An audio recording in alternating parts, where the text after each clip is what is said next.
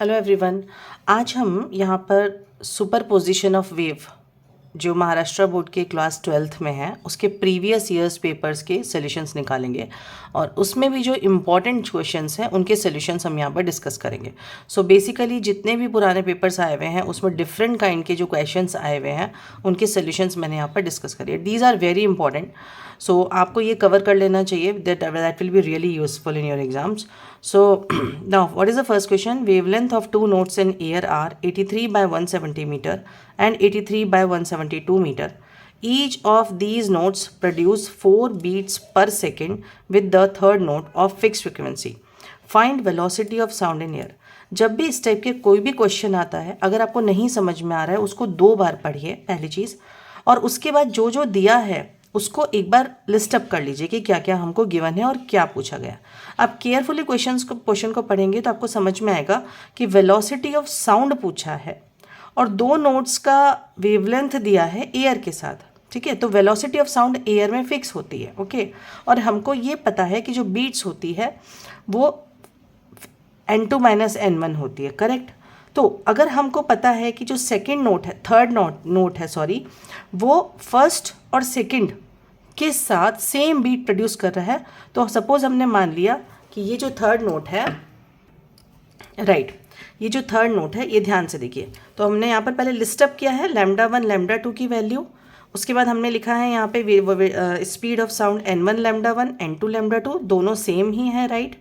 Now इसको cut कर देते हैं, इसका यहाँ पे नीड नहीं है। अब आप ध्यान से देखोगे कि डेनोमिनेटर में ये नंबर बड़ा है, इट मीन्स लैम्डा 2 जो है वो लैम्डा 1 से छोटा है।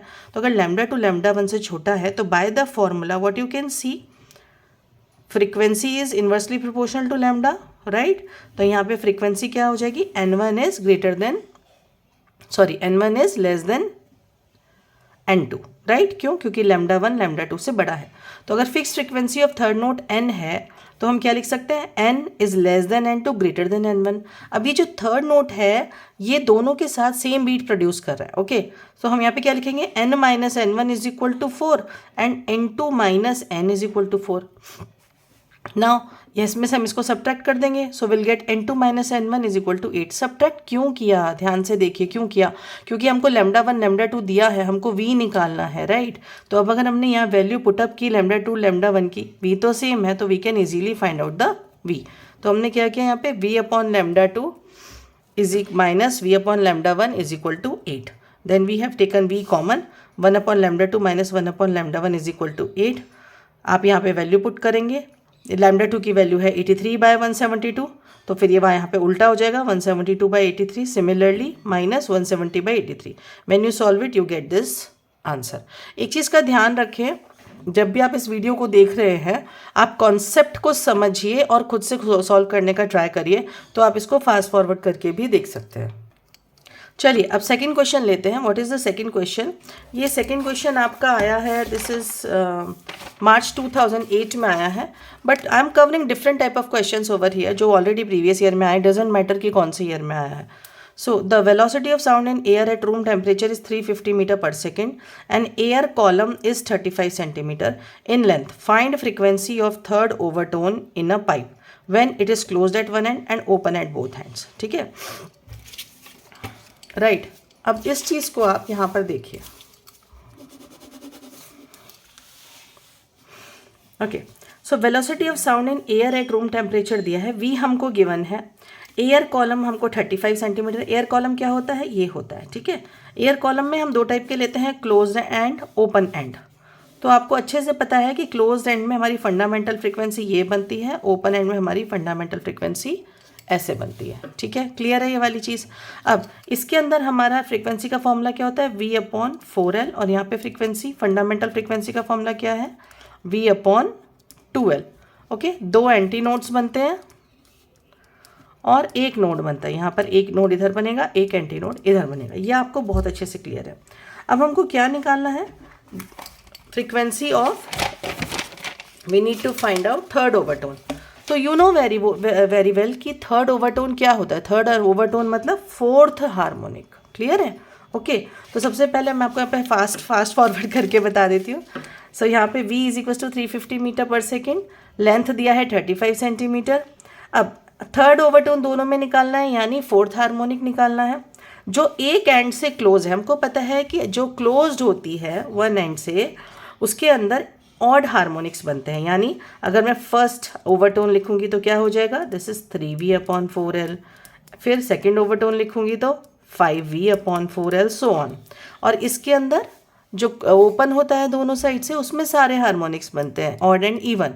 सो n1 will be 2v/2l, n2 will be 3v/2l and so on. So लेकिन हम यहाँ पे फॉर्मूला भी यूज़ कर सकते हैं। What is the formula? So there are two methods basically. You can go slowly like first overtone, second overtone, third overtone and so on, आप जा सकते हैं। तो आपका थर्ड ओवरटोन क्या आ जाएगा यहाँ पर इस केस में? देखिए यहाँ पे थर्ड ओवरटोन क्या आ जाएगा, 7v/4l क्लोज्ड वाले केस में। जस्ट लुक एट दिस, ठीक है। तो आप यहाँ पे वैल्यू पुट करेंगे, v गिवन है, लेंथ गिवन है, you put the value and you will get the answer. एक चीज़ का बहुत ध्यान रखेंगे जहाँ बच्चे गलती करते हैं, आपको लेंथ, ये देखिए ये मीटर पर सेकेंड में, तो आप लेंथ सेंटीमीटर में नहीं रख सकते, आपको इसको कन्वर्ट करना पड़ेगा, ओके। और या you can use direct general formula, NP = 2p + 1 n0। तो P हमको क्या पूछा है यहाँ पे, थर्ड ओवरटोन, तो यहाँ पे 3 रखिए, देखिए 3 2 6 + 1 7 n0। n0 क्या है, v/4l। Similarly you can find out open at one and, open at both hand, sorry यहाँ पे गलती हो गया, open at both hand, okay. तो जब दोनों एंड से ओपन है तो आप ये फॉर्मूला भी यूज़ कर सकते हैं, NP = 1 + p n0, and you can write the values from n0। p की वैल्यू 0 1 2 3 4 करके निकाल सकते हैं, या फिर डायरेक्टली ऐसे भी जा सकते हैं, ओके। चलिए अब थर्ड क्वेश्चन देखेंगे। थर्ड क्वेश्चन क्या है, a sonometer wire is in unison with a tuning fork when stretched by a weight of specific gravity 9 on completely immersing the weight in wire. Wire produces 4 beats per second with the fork. Calculate the frequency of fork. मैं आपको बार बार यही चीज़ बोल रही हूँ, अगर question समझ में नहीं आए तो क्वेश्चन को 2 बार पढ़ें और जो जो दिया है उसको लिखें। आप ऐसे करेंगे तो you will get to know कि how to approach the problem, okay. ठीक है, ओके। तो अब आप इसको ध्यान से देखिए, क्या दिया है, एक सोनोमीटर वायर है, एक सोनोमीटर वायर है। सोनोमीटर में क्या रहता है, यहाँ से नीचे वेट लगा रहेगा, ठीक है। तो जब हम इस, आपको अच्छे से पता है कि जो वाटर होता है वो बॉयंट फोर्स लगाता है, ठीक है। तो जब इस सोनोमीटर वायर को हम पानी के अंदर डालेंगे, राइट, वाटर के अंदर डालेंगे, तो वो बॉयंट फोर्स लगाएगा। तो उसका जो एक्चुअल वेट है वो एक्चुअल वेट हमको नहीं पता चलेगा, राइट, उसका हमें एपरेंट वेट पता लगेगा, क्लियर है। तो ये क्या बोल रहे हैं कि उसको जब हमने सबमर्ज किया उसके बाद वो फोर्क के साथ 4 बीट्स प्रोड्यूस कर रहा है पर सेकेंड, ओके। इनिशियली क्या था, जो सोनोमीटर वायर था that was in unison with the tuning fork. Unison मतलब जितना सोनोमीटर वायर का फ्रीक्वेंसी है उतना ही ट्यूनिंग फॉर्क का फ्रीक्वेंसी है। बट उसके बाद सेकेंड टाइम उन्होंने क्या किया, सोनोमीटर वायर को वाटर में डिप किया। जब वाटर में डिप किया तो बॉयंट फोर्स की वजह से उसका वेट कम हो गया। जब वेट कम हो गया तो by the formula, what is the formula of sonometer wire, 1/2L √T/m। या m नहीं लिखना है तो हम इसको ऐसे लिख लेते हैं, रुकिए, हम इसको लिख लेते हैं, v = 1/2L √T/μ। म्यू क्या है, मास पर यूनिट लेंथ, राइट, ठीक है, ये आपको पता है। तो टेंशन किसकी वजह से आता है सोनोमीटर वायर में, जो उस पर वेट लगा हुआ है। तो यानी कि जो इसकी सॉरी n है, I did mistake, I am so sorry. So यहाँ पर n = क्या हो जाएगा, प्रोपोर्शनल टू √T। म्यू का हमारा यहाँ पे कोई रूल नहीं है, क्योंकि हमारे जो चेंजेस किए गए हैं खाली उसके वेट में किए गए हैं, और weight is responsible to create tension in the sonometer wire, clear है। तो अब हमें यहाँ पे क्या होगा, n is proportional to √T। तो इनिशियली क्या हो रहा है, जब हमने उसको डिप नहीं किया है तो जो उसकी इनिशियल फ्रीक्वेंसी है वो उसकी टेंशन के प्रोपोर्शनल है। बट हमने जब उसको डिप किया तो बॉयंट फोर्स की वजह से उसका वेट कम हो गया, और जब वेट कम हो गया इसका मतलब उसके अंदर टेंशन कम हो गई। टेंशन कम हो गई यानी फ्रीक्वेंसी क्या हो जाएगी, कम। ये चीज़ आप क्वेश्चन पढ़ के पहले उसको विजुलाइज करें, पिक्चराइज करें, उसके बाद ही आगे जाएं, ठीक है। अब अगर फ्रीक्वेंसी कम हो जाएगी तो तब वो उसके साथ 4 बीट्स प्रोड्यूस कर रहा है, ठीक है। अब इस क्वेश्चन को ध्यान से देखें। As sonometer wire is in unison with tuning fork, so NS1 = NT। NS1 क्या है, initial frequency of sonometer wire, ठीक है, ट्यूनिंग फॉर्क की frequency. After submerging weight of sonometer wire in water, apparent weight decreases. So by formula n is equals to 1 upon 2l square root t by m. Tension decreases, so frequency decreases, right? Suppose new frequency of sonometer is ns2. So ns2 is less than ns1. Clear है? Here L and M mass per unit length. M हमने क्या लिया, जो मैंने आपको यहाँ पर अभी म्यू बताया था, कई बुक्स में स्मॉल m ले रखा है. ओके, तो m is equals to mass per length will not change. So n is proportional to root t. Now ns1 is the previous frequency of sonometer. ns1 upon ns2 is equal to square root ts1 upon ts2. ठीक है, initially उसका wait था, वो actual wait था before submerging in the water, तो ts1 की जगह हमने क्या लिख दिया, mg, और ts2 की जगह क्या आएगा, एपरेंट वेट. अब ये एपरेंट वेट कैसे निकालेंगे, इसको ध्यान दीजिए. आपको यहाँ पर एक हिंट दिया है कि specific gravity 9. Okay, when stretched by a weight of specific gravity 9 on completely immersing the weight in wire. Specific gravity क्या होती है किसी ऑब्जेक्ट की, density of object divided by density of water, right? So if rho naught is density of water, rho w is the density of, rho naught is density of weight and rho w is density of water. तो specific gravity क्या आ जाएगी, rho naught by rho डब्ल्यू. Now apparent weight क्या हो जाएगा, actual weight minus buoyant force. ये मैं आपको बहुत डिटेल में बता रही हूँ, एग्जाम में आपको इतना कुछ करने की ज़रूरत नहीं है. यहाँ पर एक फॉर्मूला निकल के आ रहा है, देखिए आप ये फॉर्मूला याद कर लीजिए और इस फॉर्मूला से आप डायरेक्टली सॉल्व कर सकते हैं. No need to write all this, ठीक है, बट ये आपको समझ में आया कैसे हुआ है, that's why I am doing it over here. तो यहाँ पे क्या हो जाएगा, apparent weight is equal to actual weight minus buoyant force. So m g minus v rho डब्ल्यू जी. अब देखो बॉइंट फोर्स सबको पता है, नहीं पता है तो एक बार ध्यान से सुन लो. बॉइंट फोर्स क्या होता है, आपने जितना वेट उसके अंदर इमर्ज किया, उसने कितना वाटर डिस्प्लेस किया, उसका जो वेट होता है उसको हम बॉइंट फोर्स कहते हैं. तो v क्या है, volume of object, rho w क्या है, डेंसिटी ऑफ वाटर, g है आपका, you know that what is g, gravitational acceleration. अब mg को हम क्या लिख सकते हैं, v रो नॉट g. क्यों, डेंसिटी क्या होती है, मास अपॉन वॉल्यूम, तो मास क्या हो गया, डेंसिटी इनटू वॉल्यूम. तो ये हमने लिख दिया. यहाँ से Vg कॉमन लिया, रो जीरो माइनस रो डब्ल्यू, Vg rho naught is equal to 1 minus rho डब्ल्यू बाय रो नॉट. अब यहाँ Vg को हमने वापस से mg कर दिया. m क्या है, मास ऑफ ऑब्जेक्ट, ठीक है, v क्या था, वॉल्यूम ऑफ ऑब्जेक्ट, तो mg 1 minus rho W upon rho not. इस वैल्यू को हमने यहाँ पे पुट किया इधर, ठीक है. तो जब हमने इसको पुट किया तो ये वाली वैल्यू निकल के आई. नाउ mg से mg कट जाएगा, तो ये क्या आ जाएगा, देखो रो नॉट माइनस रो डब्ल्यू, ये रो नॉट ऊपर चला जाएगा, rho naught upon rho naught minus rho डब्ल्यू. तो रो नॉट अपॉन रो डब्ल्यू इज इक्वल टू 9 दिया है. सो रो नॉट क्या हो गया, 9 रो डब्ल्यू. इस वैल्यू को हम पुट करेंगे यहाँ पे. You can do it, this is very easy, you are in 12th standard right now. Okay, so आप कर सकते हैं इजीली इसको. यहाँ पे 2√2/3 वैल्यू आएगी. Now after emerging, this is emerging, sonometer produce 4 beats per second. अब हमें पता है कि वेट कम हुआ तो फ्रीक्वेंसी कम हुई, ठीक है, तो यानी कि पहले से कम हो गई. अब वो 4 बीट्स प्रोड्यूस कर रहा है, यानी ns2 is less than ns1. ठीक है, ns1 क्या थी, फ्रीक्वेंसी ऑफ ट्यूनिंग फॉक जो बिगनिंग में थी. ओके, तो हम क्या लिख सकते हैं, nt minus ns2 is equal to 4. हमने ऐसा क्यों किया, क्योंकि हमें पता लगा कि डिप करने के बाद वेट कम हुआ है तो टेंशन कम हुआ तो फ्रीक्वेंसी कम हुई. तो यानी कि जो ट्यूनिंग फॉक की फ्रीक्वेंसी है वो इससे ज़्यादा है. तो फॉर्मूला क्या बनेगा, nt minus ns2 is equal to 4. Now nt की जगह हम ns1 भी लिख सकते हैं, ns1 minus ns2 is equal to 4. Correct, from equation 2. What was the equation 2, check here, ये रही. ठीक है, इसमें हम पुट करेंगे वैल्यूज़. जब हम पुट करेंगे then we get this, put it in equation 3. इसमें वैल्यू पुट करेंगे, इसमें यहाँ से ns2 की वैल्यू यहाँ रखेंगे, ns1 minus 2√2/3 ns1 is equal to 4, ns1 3 minus 2√2 is equal to 4.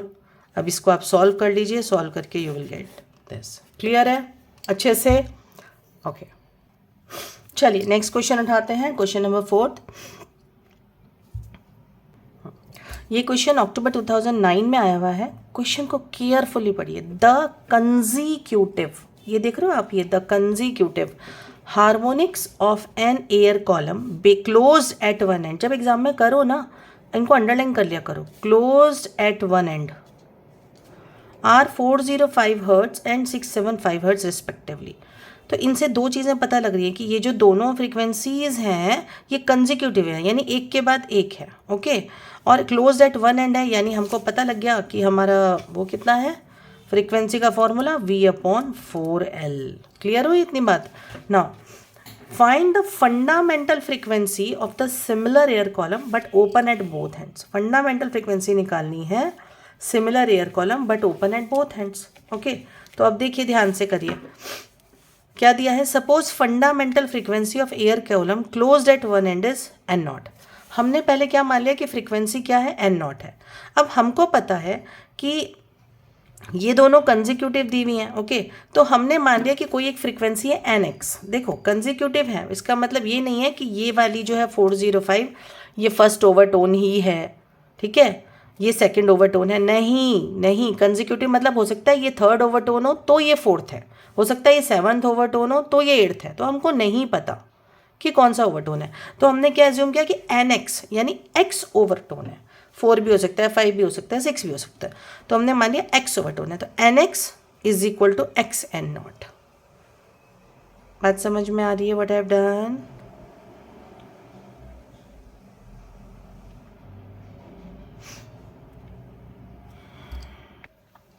ठीक है, तो हमने क्या मान लिया X ओवरटोन है, तो मैंने क्या लिखा NX is equal to XN0 is equal to 405।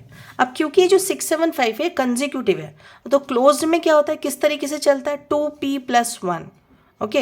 या ये मान लो जंप करता है दो का। तो अगर पहले V/4L है, देन 3V/4L, देन 5V/4L, तो कंजिक्यूटिव में क्या हो जाएगा, NY मैंने लिया, मान लो सेकेंड है, मतलब नेक्स्ट हार्मोनिक है, तो क्या हो जाएगी X+2, क्योंकि कंजिक्यूटिव है। कंजिक्यूटिव मीन्स एक के बाद एक। अब यहाँ पे क्या आ जाएगा 675। Now NY is equal to क्या हो जाएगा, अब XN0 प्लस 2N0। अब XN0 ये देख रहे हो वैल्यू कितनी है 405, ये 405 उठा के अब यहाँ पे रख दो, प्लस 2N0 ये किसके बराबर है 675 के, यहाँ पे आ गया। When you solve it you get the value 135 hertz. Clear है ये वाली चीज़ सबको, ठीक है। Now fundamental frequency of same air column open at both ends कितनी होगी, ट्वाइस ऑफ N0। क्यों, कैसे, देखो हमारा जो क्लोज्ड है, मान लो उसको मैंने NOC लिखा होती है V/4L, और जो ओपन है उसको मैंने लिखा NOO, ये होती है V/2L। तो देखो ये जो ये है इसकी ट्वाइस है या नहीं है, तो ओपन जो कॉलम है उसकी क्लोज से डबल होती है। तो यहाँ पे अगर फंडामेंटल फ्रीक्वेंसी क्लोज की हमको 135 मिली है, तो क्या हो जाएगी 2 × N0 2 × 135 is equal to 270 hertz. Clear, all clear? चलिए अब हम नेक्स्ट क्वेश्चन करते हैं। क्या दिया, 32 tuning fork are arrange in descending order of frequencies. Descending order यानी पहले बड़ी है फिर छोटी छोटी छोटी छोटी छोटी, okay. If any 2 consecutive tuning forks are sounded together. Consecutive मैंने फिर आपको वही बोला, एक के बाद एक, ओके। खड़ी है मतलब ऐसा नहीं कि आपको स्किप करना है, कंटिन्यूसली एक के बाद एक, okay. So the number of beats heard is 8 per second. The number of beats heard is 8 per second. The frequency of the first tuning fork is octave. Octave. 32 tuning forks. Descending. ऐसे underline करेंगे तो आपको clearly चीज़ें समझ में आएंगी, ठीक है, क्लियरली आपको समझ में आएगा, okay. Tuning forks are sounded together. The number of beats heard is 8 per second, okay. कितनी है number of beats, 8। Frequency of first tuning fork is octave that of last fork. Calculate the frequency of the first, last and 21st fork. तो सबसे पहले तो descending order में पढ़ के हमको समझ में आ गया, ओके। अरे अब चलो डिसेंडिंग में, फिर हमको कंजिक्यूटिव फ्रीक्वेंसीज 8 बीट्स दे रही है, यानी अगर मैं यहाँ पे लिखूँ 32 है, ठीक है, तो क्या हो जाएगा 32 - 31 is equal to 4, sorry is equal to 8। Then हम ये भी कह सकते हैं N2 - N1 is equal to 8। So we can say so many things. Clear हो गई ये वाली बात बहुत अच्छे से, ओके। तो अब देखिए, तो अब यहाँ पर हम एक एक कंडीशन को फॉलो करेंगे। यहाँ क्या दिया, frequency of the first tuning fork. First tuning fork is Octave, ठीक है। तो हमने लिखा N1 is equal to Octave, मतलब आपको इसको डबल करना है, ट्वाइस करना है। तो 2 and 32, लास्ट फॉर्क की क्या है 32, तो N1 is equal to 2 and 32। Beat frequency क्या हो जाएगी 8 hertz, it's given. Tuning forks are arrange in descending order of frequencies, okay, यानी N2 जो है N1 से बड़ा है, N3 N2 से बड़ा है। अब हमें फ्रिक्वेंसी, बीट फ्रिक्वेंसी कितनी दी है, 8, यानी N2 minus N1 is equal to 8, right, sorry N1 minus N2 is equal to 8। तो हम क्या लिख सकते हैं, N2 is equal to N1 minus 8, N3 is equal to N2 minus 8। अब अगर मैं N3 is equal to N2 minus 8 लिख रही हूँ, N2 की जगह N1 माइनस 8 लिखूंगी तो क्या हो जाएगा, N1 माइनस 2 इंटू 8। तो in this manner I can write like N4 is equal to N1 minus 3 into 8, यहाँ पे इससे एक कम। Similarly N32 is equal to N1 minus 31 into 8। Clear. Now from first by this equation N1 is equal to क्या आ जाएगा, 2 and 32 हमें दिया है, तो हम N32 की जगह ये वैल्यू पुट करेंगे, ठीक है। फिर इसको once when we solve it we get N1 is equal to 496। अब N1 496 है, तो यहाँ देखो, यहाँ 496 रखेंगे तो N32 क्या आ जाएगा, 496 अपॉन 2 यानी 248 हर्ट्स। तो हमारा फर्स्ट भी निकल गया, लास्ट भी निकल गया। अब बचा 21st, तो 21st का फॉर्मूला क्या आएगा, मैंने आपको बोला कि यहाँ से एक कम लेना है, राइट। तो यहाँ पे अगर मैं N21 निकालूंगी तो क्या हो जाएगा, N1 माइनस 20 इंटू 8। देखो N1 माइनस 20 इंटू 8, ठीक है। तो आप इसको ऐसे रखेंगे तो ये आ जाएगा 356। क्लियर है, अच्छे समझ में आ गया। चलिए, थैंक यू सो मच। ये जो 6th ऑनवर्ड्स प्रॉब्लम है, और भी प्रॉब्लम्स हैं सुपरपोजिशन ए वेव में, वो मैं नेक्स्ट यूट्यूब में डालती हूँ, आप उसको चेक कर लीजिएगा। Thank you so much.